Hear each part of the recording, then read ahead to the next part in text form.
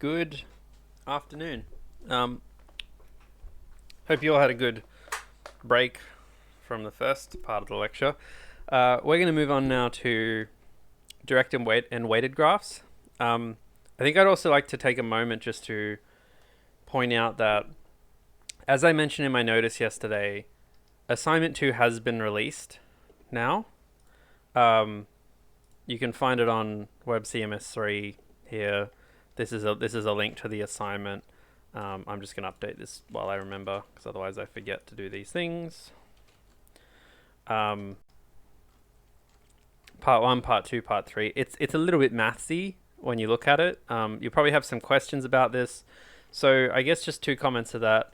One, if you have questions about it, please just post on the forum. Kevin's made an assignment to Megathread. Same thing as always. Is this assignment doable?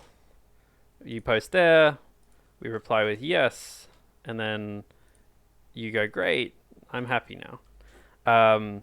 That's where you post there for assignment 2 stuff. On Thursday, we will go through what will we do? We'll be going through the how would you put it?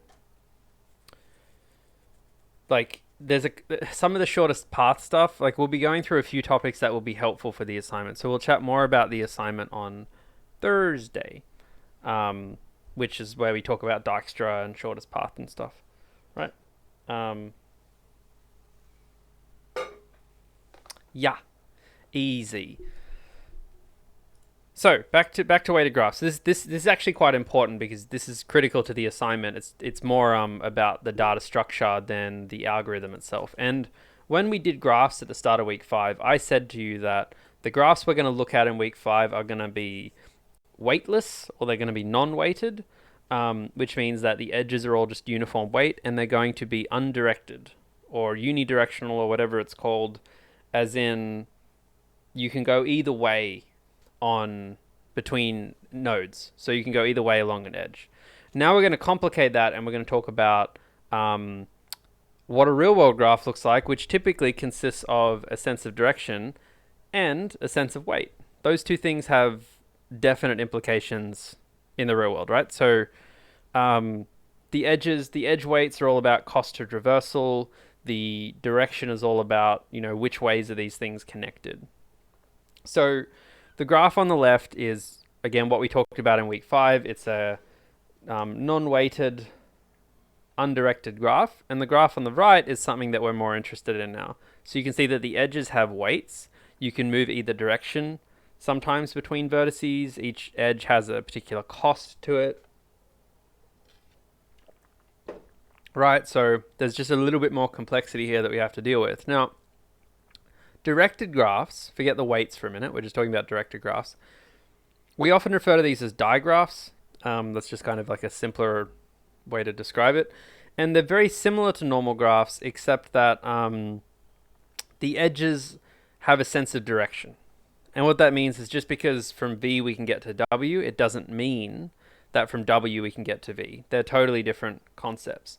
So a graph like this one here, suddenly you can probably see how it gets more complicated, because when we ask ourselves questions such as, is there a path from 5 to 3?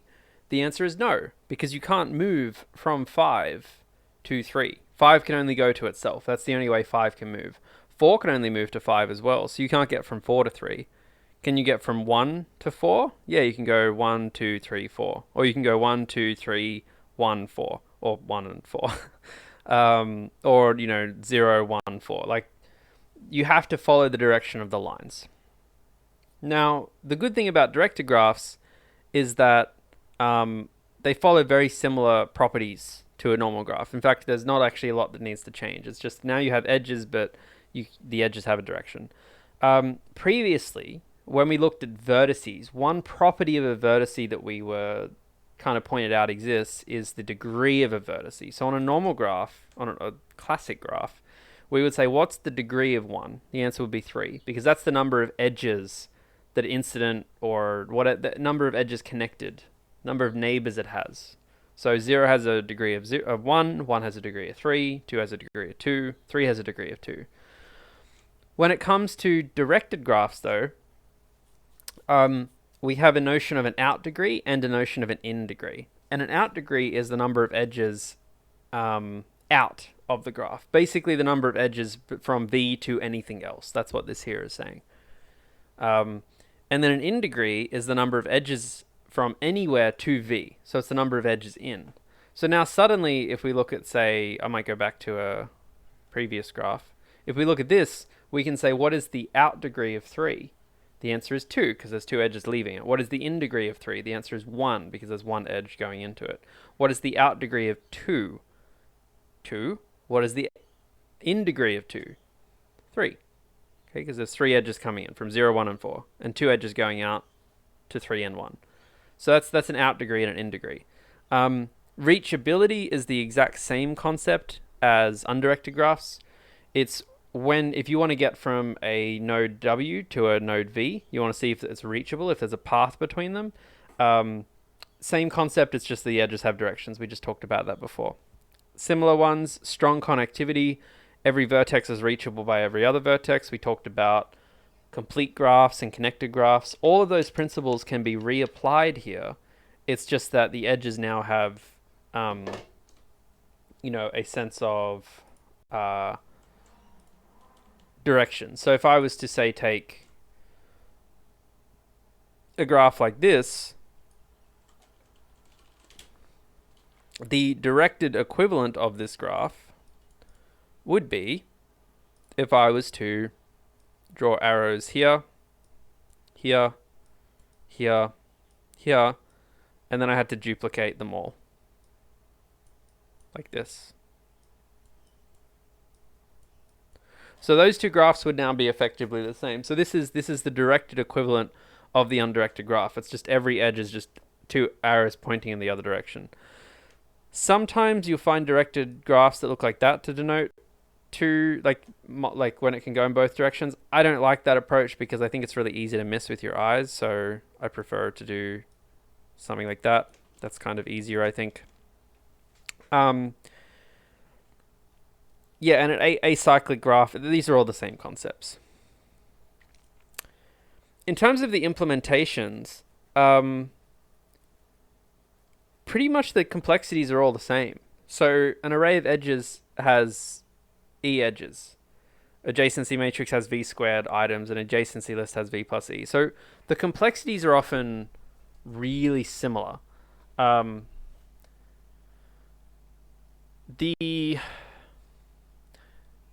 The subtleties between them, though, are quite small. So, for instance, an array of edges. Technically, it might have twice the number of edges, because if you have a directed graph where everything can go back on itself, now you've got twice the edges to represent the same thing.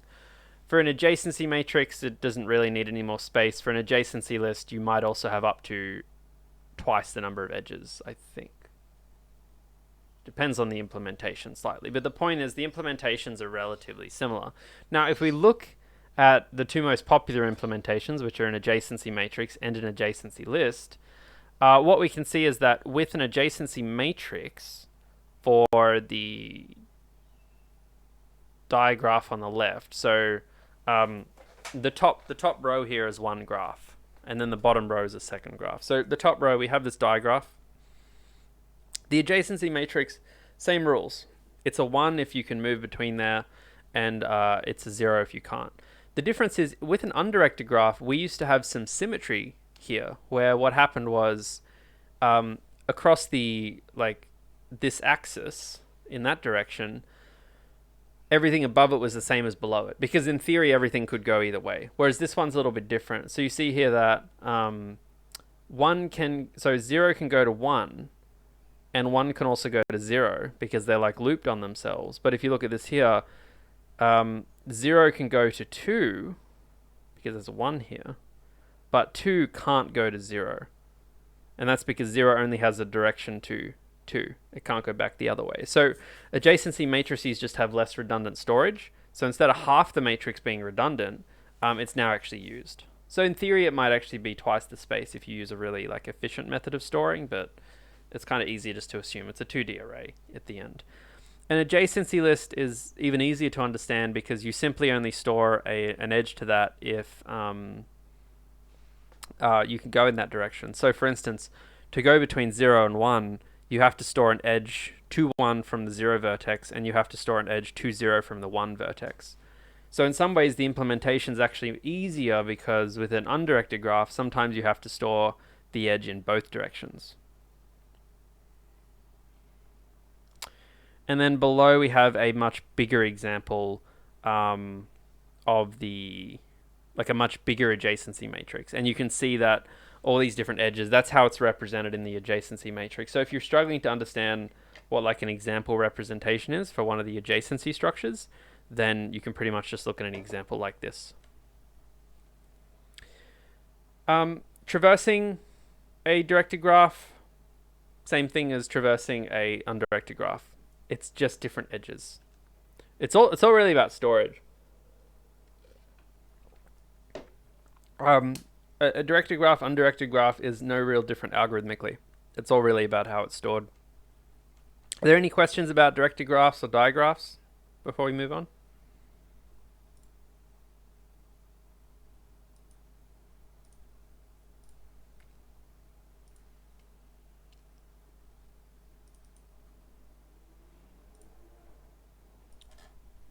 Just wait a sec.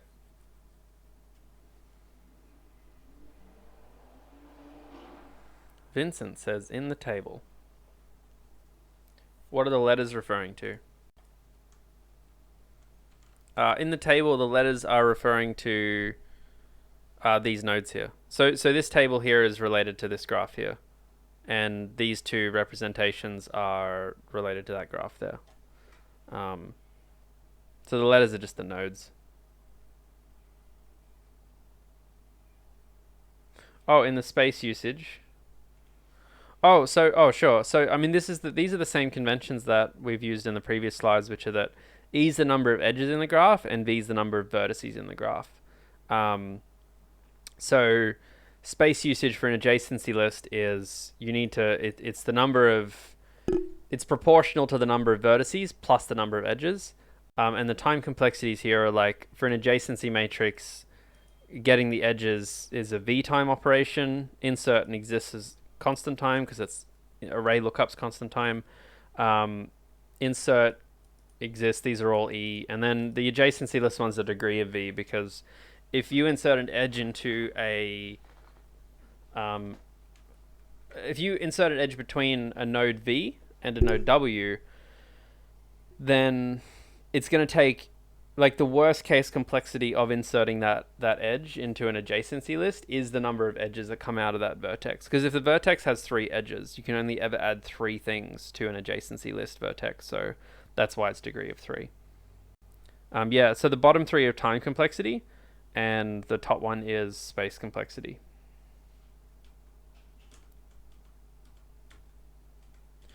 Okay, so the more interesting topic here, we might actually end up finishing early today. Interesting. Is weighted graphs. So weighted graphs are very similar to our previous graphs as well, except that the edges have a sense of cost or weight.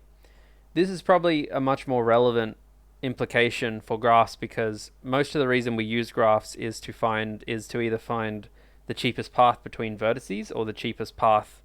Well, I guess that's probably one of the biggest ones. So you're trying to touch vertices while minimizing the amount of edge cost that you accumulate. I just want to quickly pause. Autumnal's asked a question, why not just to jump back a topic. Autumnal said, why not insert, when you insert to an adjacency list, why not insert it at the start and make it 01?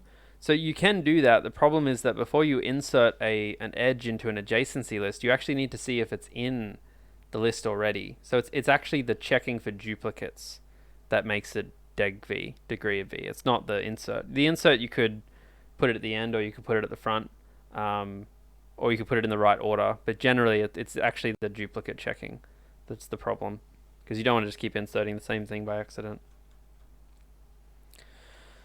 So previously, when we looked at edges, it was often we're saying, okay, what is an edge is between a source node and a target node, right? So an edge is just a line between A and B. When we're dealing with weighted graphs, every edge now doesn't just have a sense of where it starts and where it finishes, it has a sense of what it costs as well, or what we call a weight. So each edge is now source, target, and weight. Now, this weighted graph probably feels, we talked about this back in week 5, this one probably feels a lot more useful in the sense that, okay, this is, say, a major road network of Australia. Now, this is not the case. You don't have to drive through Brisbane or Perth to get to Darwin, but it kind of gives you the idea of things. So this is an example of a weighted graph that we might work through. Now, the main problems that we do work through with weighted graphs are either you want to find the cheapest way to connect all vertices, which is a minimal spanning tree problem, right? This is not a Hamiltonian path, because remember, a Hamiltonian path is about finding a path, right? That means a linear line that connects all the nodes. A minimal spanning tree is about finding a tree that connects all the nodes. So like, I just maybe want to emphasize this point, because I'm sure that by now people are kind of like feeling like they're getting too many graphs in their life. But just to be clear, so an Euler path is, just to really emphasize it, an Euler path is something that visits every edge exactly once. Something like this. Oh, we're stuck, right? And we know that in an Euler path, everything has to have an even vertex. Odd, even? I think it's even. Someone will remember. I've totally forgotten. I'm pretty sure it's even, isn't it? And a circuit. See, small brain. Someone will remember. Euler circuit, they all have to be even, and a path has 2 odd. Thank you.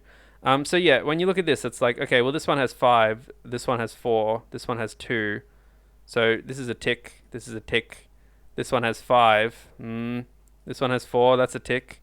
This one has 5, and you're like, oh, no, that's definitely not the case. So we know that this one doesn't have an Euler path or a circuit, because there's more than 3 odds, more than 2 odds. It either needs 0 or 2 odds, right? So, by the way, that's an example of an easy algorithm, because if the graph's a billion nodes, you just have to go through a billion nodes. Whereas like a billion node Hamiltonian path is like crazy. So a Hamiltonian path, though, is trying to connect all the vertices in a path. I found one. Maybe it's not the cheapest, though, but it works.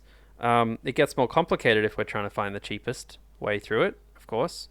But that's a Hamiltonian path. A minimal spanning tree is not a path. It could look like this. It could look like this, right? Where you can't have branches. So Hamiltonian path has no branches. A minimal spanning tree has branches. Minimal spanning trees are not NP complete. I'm pretty sure they're just NP. And like, these are the things. I don't keep this on the top of my head. I don't even remember if we gave you. Did we give you a minimal spanning tree? I don't remember. I don't remember. Maybe we didn't. Is there a theorem for an Euler circuit?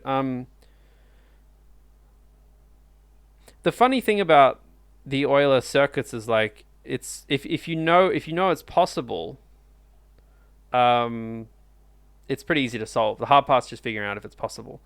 But anyway, back to this weighted graph. So pretty much the 2 most common things are finding... Oh, of course we haven't done a minimal spanning tree. It's the next lecture.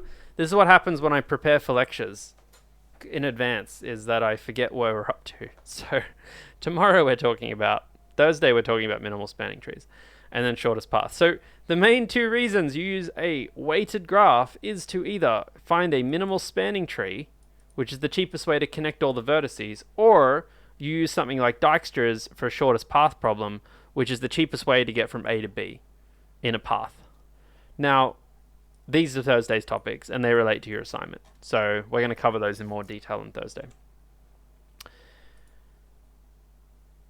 Weighted graphs, in terms of representation, are extremely easy to put in an adjacency matrix, because the only thing you do differently is previously our adjacency matrices consisted of a 1 or 0 value. A 1 meant that there was an edge between these two nodes, whereas now we're not storing a 0, 1 or a true and false, we're storing a number, maybe an int or a double, and that number represents the weight. So what this tells us is that the weight of the edge, like, so 1 has no edge connecting it to 3. 1 does have an edge connecting it to 2, which has a weight of 0.6. So fairly similar thing.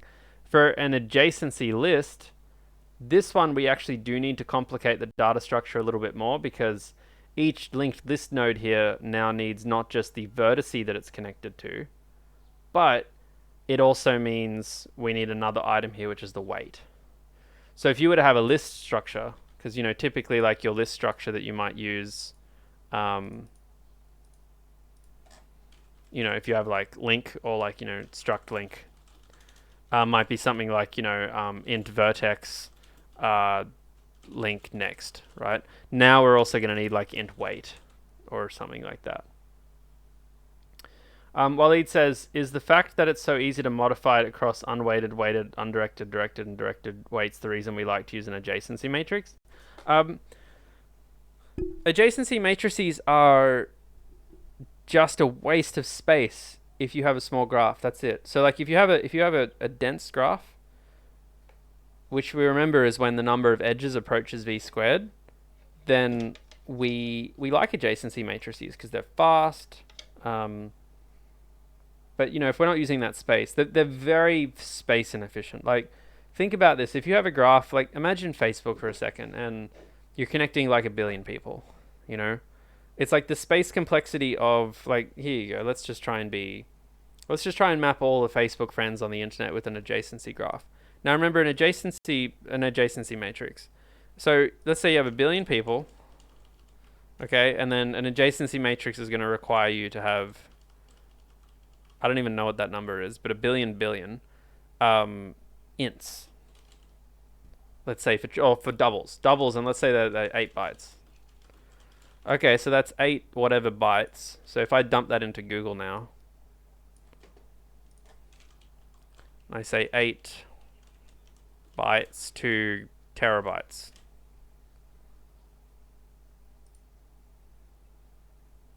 Is this going to be helpful? No, it's not very helpful. What is it? 1, 2, 3, 4, 5, 6. Great.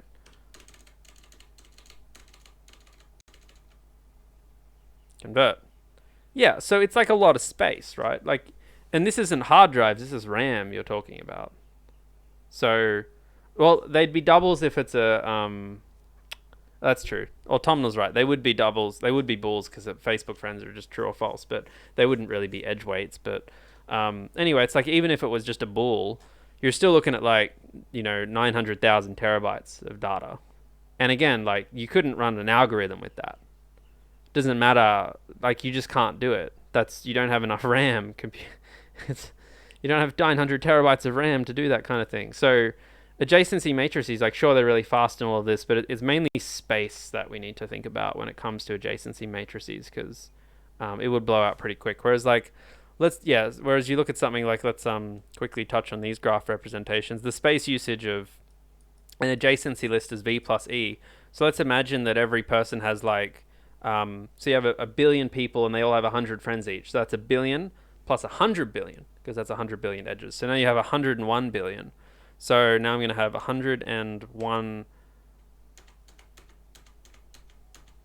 billion. That's like, that's 100 megabyte, 100 gigabytes, is it? Gigabytes. 94 gigabytes. Now, don't get me wrong. That's a lot of RAM, for instance. That's a lot of RAM, but, you know, lots of big companies would have servers with 1 terabyte of RAM on it. Like they could chew through this kind of processing if they wanted to. It's doable, right? It's a doable problem. So just in terms of the space of the graph, it's like you could actually do some interesting you get the point. Space is really relevant for adjacency matrices.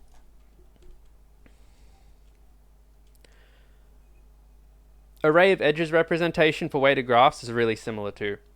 Instead of just storing the source and the source and the target, you also store the weight as well.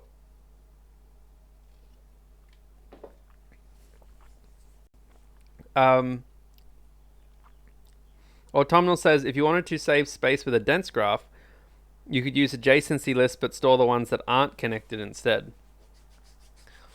Yeah, I guess that would work. That sounds good. I mean, there's so many interesting things you can do with representations, you know.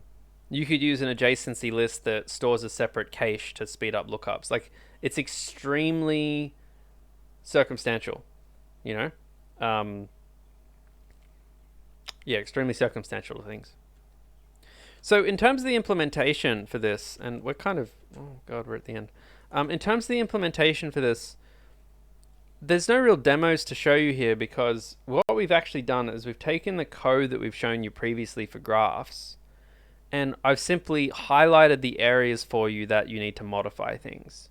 So, and I think this is for a list of edges. Does it matter?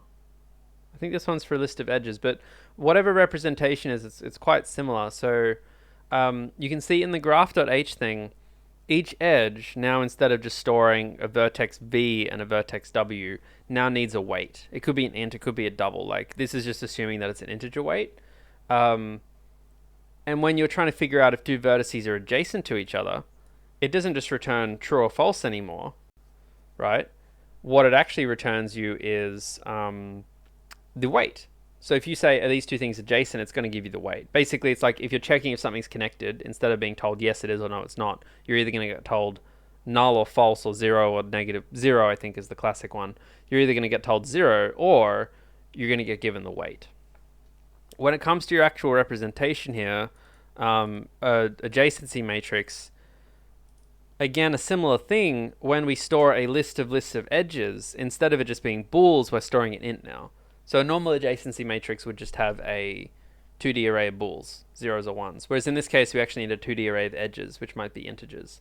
And then the only other place is when we actually insert an edge into the graph, we often need to specify in that adjacency matrix that that particular row is like not necessarily true or false, but that it is what its weight is. Now, this particular implementation you're seeing up here, this is for an undirected weighted graph.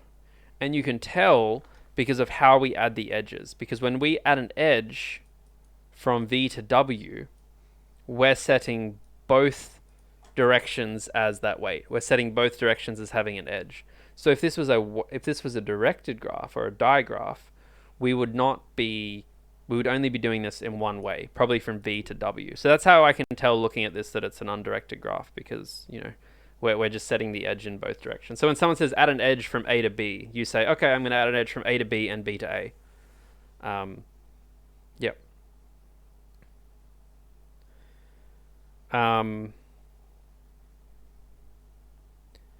Yeah, so there's definitely no worry about space complexity. I don't think there's much in this course that's really space complexity focused, because time complexity becomes a bigger issue, and the data sets we give you aren't that huge. The other problem with space complexity is, like, for you to deal with a problem that would be so space complex that you would have to think about it, we would easily blow through your disk quota. Do you know what I mean? Like, you all have, like, I don't know, half a gigabyte of disk quota. No problem that's half a gigabyte of data is going to have massive space complexity issues. So yeah.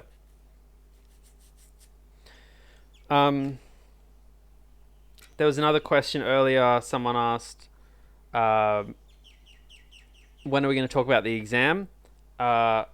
Info about the exam I would hope to post next week, but we'll be talking about it in week 10.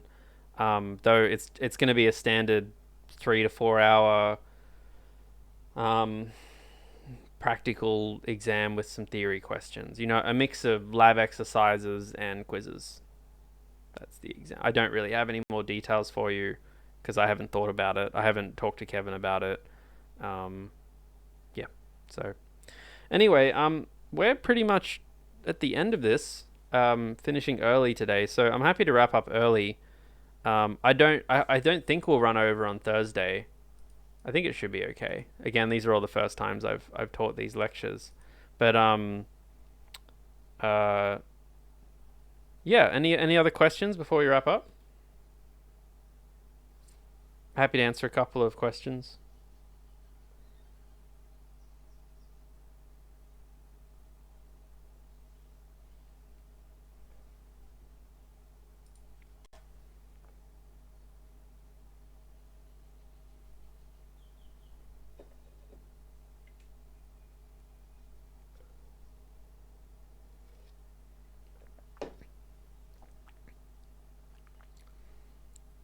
Well, the problem is to go over assignment 2, we want to talk about the algorithms a bit.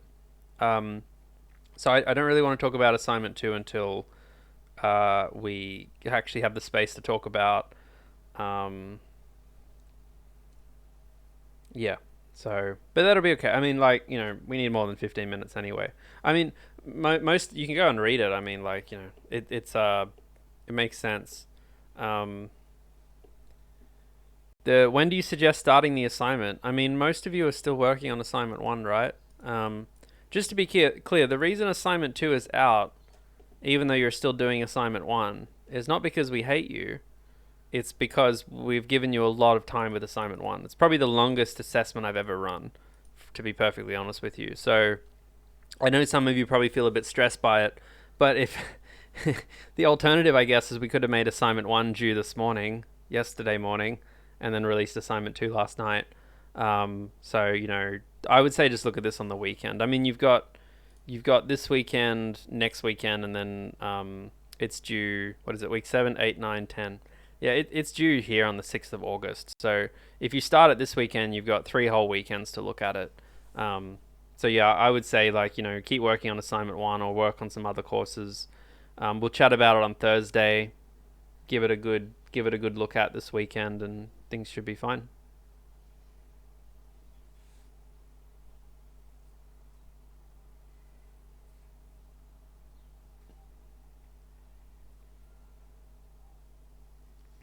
What's my second favorite DreamWorks movie? I don't know. I don't really know which ones were made by DreamWorks, sadly, very well.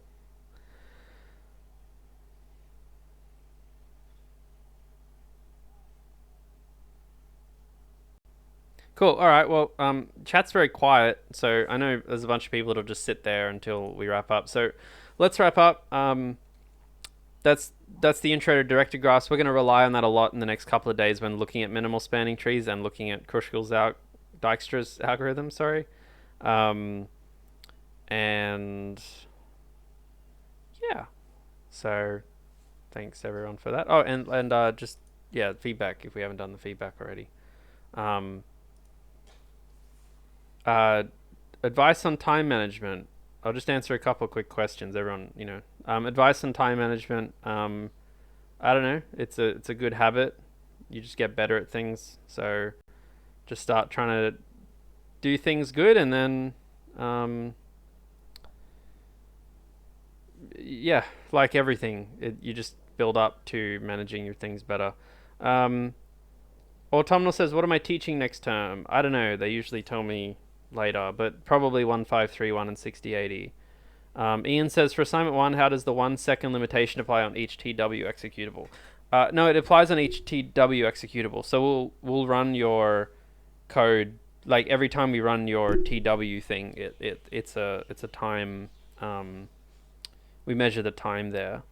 But the question's how big the file inputs are too, right? So like we can obviously test it with the TW and executable with quite a lot of data put in. Kevin and I haven't talked about how much data we put in anyway, so yeah. Chewy says, I saw online there's more trees like red, black. Yeah, there are lots of trees. There are lots of trees many trees we probably could have talked about. When assignment 1's over, can you explain the fastest algorithm to do it? Yeah, I might even get, because I know, because Kevin's tutored this so much, I might even get him to do a little bit of a, well, maybe, I don't know. we'll figure it out because sometimes I'm not sure. Because if you want to reuse the assignment, sometimes it's not great to be like, this is the way to do it. Um, for assignment, should our program handle cases where n words is greater than total usable words in the file? I don't think so. I wouldn't. The short answer is I would go and double check if we've specified that in the spec. And if we haven't specified it, you don't have to defend for it, basically. Um, generally in a course like this, if we haven't said in the spec that this is something that can happen, then you don't have to deal with it. Because we don't say things like we expect you to deal with the case. Do we ask you to deal with the case where the file's invalid? I don't think we asked you to deal with an invalid file name, for instance, right? So I think it's the same kind of. Maybe we did. Let me just check. I don't think we did, but I'm wrong sometimes. I don't think we did. Oh, we do. Where is it? File. Probably getting this mixed up with the other one.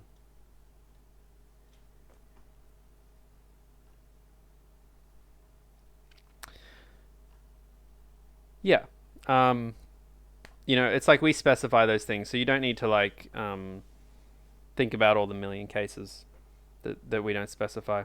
Yeah. Thanks for the file name. So, that was just an example, by the way. I was just pulling one off the top of my head. So it's you might. The point is that if we're not kind of clear about it, you don't have to worry about it, especially if it's not like super common sense. Um, but refer to the spec. I mainly just don't like answering spec questions off the top of my head in a lecture because it's recorded, and if I forget a small detail in there, then we're all screwed. All right, thanks everyone. I'm just seeing if there's any last questions.